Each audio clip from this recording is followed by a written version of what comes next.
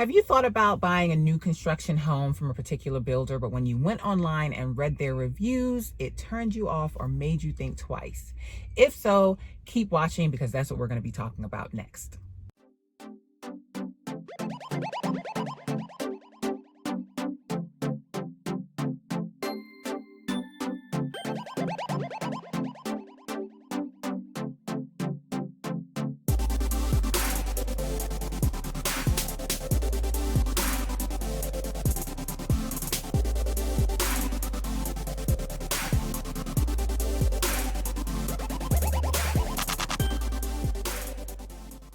Hi, it's Natasha Brazil with SoldByNat.com and Virtual Properties Realty here. And today we're going to be talking about reviews that you might see online when you look up new construction builders. What sparked this video? Well, I'm going to tell you. I actually had a pretty funky encounter with an on-site agent. Really shady. And the situation that I encountered, I could easily see why builders get bad reviews. I was out with my client. We're going out to new construction. Had several we're looking at for the day. Drove by one. I'm like, let's go in here. The new construction agent showed us one house. He realized it wasn't going to be the one for her. He was like, all right, well, y'all have a nice day. And in my mind, I'm like, wow, that was so abrupt. So when we were leaving, driving out of the community, he flagged us down. He was like, oh, well, this one just came back on the market. So I'm like, oh, well, great, because it's exactly what she was looking for. She loved the house. Her and her mom loved the house. So we left the house, went back to his office.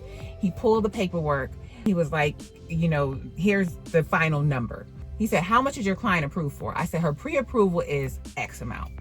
He said, well, the house is X amount. So the house was more than her pre-approval. He said, well, let me work on getting the price down. Let me go to corporate, and then I'm gonna go to her lender and see what we can do on the price. Okay. He said, send me her pre-approval letter. This was Friday. He said, the office was closed Monday because it was a holiday, and I'm gonna have an answer for you by Tuesday. Got home Friday evening, sent him the pre-approval letter. I also let him know by that time she already made arrangements for her dad to fly in from the Virgin Islands. We're not talking about from up the street, flying from the Virgin Islands. So I let him know, hey, he's coming in town. They're coming to see you Sunday. That, mind you, he said the office was closed Monday. He'd have an answer by Tuesday. So, all right, we have the window, so we're good. Sunday, they come in town. They go see the house. Sends me a picture. We saw the house. We like. Monday was the holiday. Tuesday, called him. I'm like, okay, so it's Tuesday. With all the shadiness in the world, he was like, oh, my partner sold it on over the weekend, you know, and it was like just this whole, I'm like, what? What do you mean?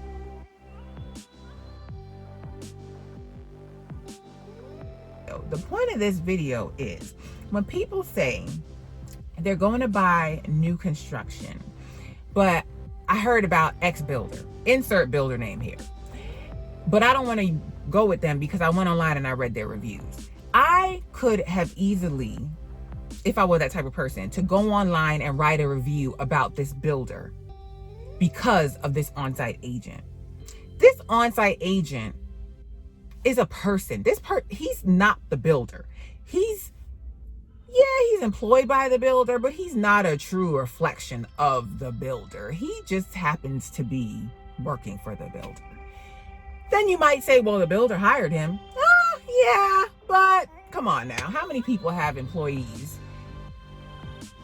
that suck? Like they fire them. Like they realize they're not the best employee and they let them go. So, you can't really hold the big entity accountable for one person's actions. And I feel like a lot of reviews are left for big companies based on an individual's actions or an experience that somebody has with an individual person. And I think that's what happens a lot with builder reviews. Someone has a bad experience with the on-site agent and they leave reviews. So when you are looking at new construction builder reviews, like really read the reviews and see what it is that they really have the gripe with. And is their gripe really reasonable? For example, at our last office meeting, my broker shared that somebody went online and left a bad review about my brokerage because it was a buyer, they didn't get back their earnest money.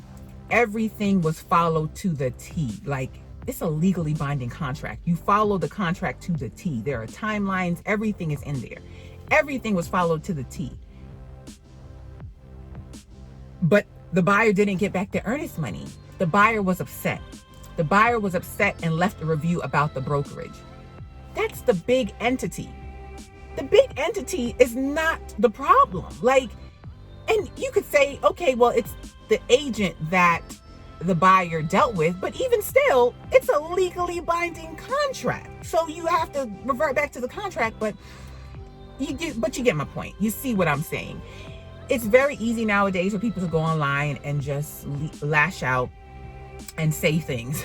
And I'm very confident to share with you guys that one time I received a negative review, and it was the oddest and the weirdest thing ever. That said, Black women beware.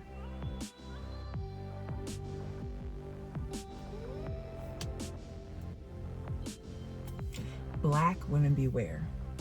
It was such a bizarre review. I contacted Zillow and they took it down. Zillow does not normally remove reviews, to my knowledge, but because the review was so odd, and yeah, it was so bizarre, they went ahead and removed it, thankfully, because it was just so weird. So just keep that in mind when you are considering builders. And like I say, it's just, one, it's that person's experience, and then two, for example, in the community that I live in, 2 doors up from me, when that house was being built, actually one of that lots was being built, but that neighbor, and I'm not sure if it was the neighbor that has since moved, but he would complain a lot that he had a lot of nail pops. And he may have had a lot of nail pops, or he just may have been a complainer. I don't know. 2 doors down, my house, I didn't have any issues. So you gotta take it with a grain of salt. Is it the person or is it the issue? So yeah, I hope you got something from this video. So please don't let reviews totally deter you from a builder, because it's not always the builder. It could be the on-site agent.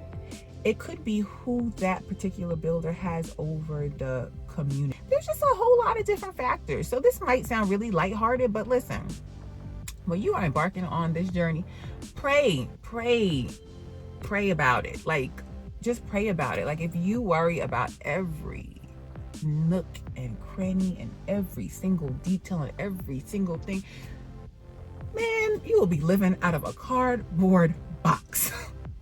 So pray about it, ask for discernment, ask for guidance, ask for wisdom, work with professionals, and embark on your journey. Trust that it's going to work out how it's supposed to work out when things do come up, as they will. Trust in your professional, like myself, to navigate you through the process. Okay, so I hope you got something from this video. If you have not done so already, please give this video a thumbs up. Please subscribe to my channel and join this YouTube family. If you are looking to move and you are in Georgia, I'd love to chat with you. Let's see if we are a good fit for each other, if I can help you achieve your real estate goals. Even if you're not in the state of Georgia and you need a realtor, still contact me. I have an extensive database of very knowledgeable and professional agents. Thank you guys again for watching. You know what I'm going to say next, right? Have a positive, peaceful, and productive day. I'll see you in the next video. Bye.